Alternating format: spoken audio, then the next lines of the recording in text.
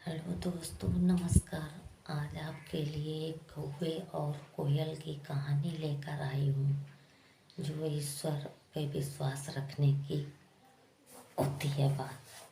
तो एक आज की कहानी शुरू होती है। एक पेड़ पर बहुत सारे कौवे बैठे हुए थे और वहाँ पर एक मैना आई, बहुत दूर से उस पेड़ पर बैठ गई।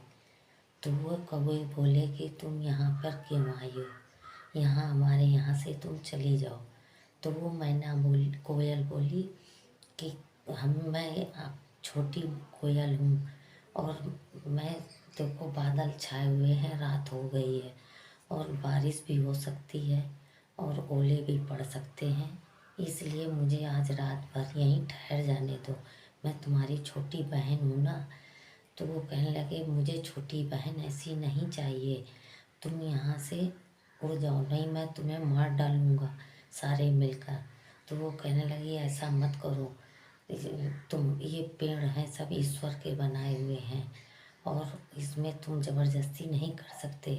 कौवा बोले कि नहीं, तुम्हें यहाँ से जाना होगा, ये हमारा पेड़ है। मैना बेचारी बहुत ही हाथ जोड़कर विनती करती रही, मगर वे कौवे उसको नोचने और घसीटने लगे।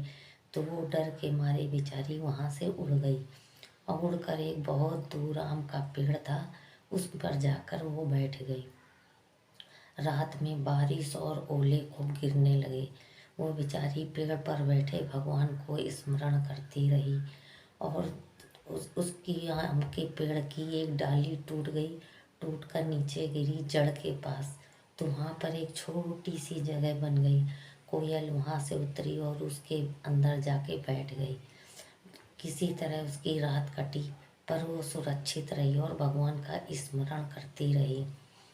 फिर सुबह जब हुई, सूरज निकला तो वो मैना उड़ी और उड़कर देखा कि देखूं चल के कौवे कैसे हैं। और वो वहाँ पर पहुँची तो देखा वहाँ कुछ कौवे तो मरे पड़े हुए हैं और कुछ घायल अवस्था में हैं। तो वो मैना बोली, कौवा बोला कि मैं कोयल बहन तुम कैसी हो। कह रही मैं तो ठीक हूँ, कह मेरे तो भगवान ने मुझे बचा लिया। मैं भगवान का स्मरण करती रही और आम के पेड़ पर अकेली बैठी थी, लेकिन देखो आम की एक डाली टूटी और पेड़ के जड़ पे जा गिरी।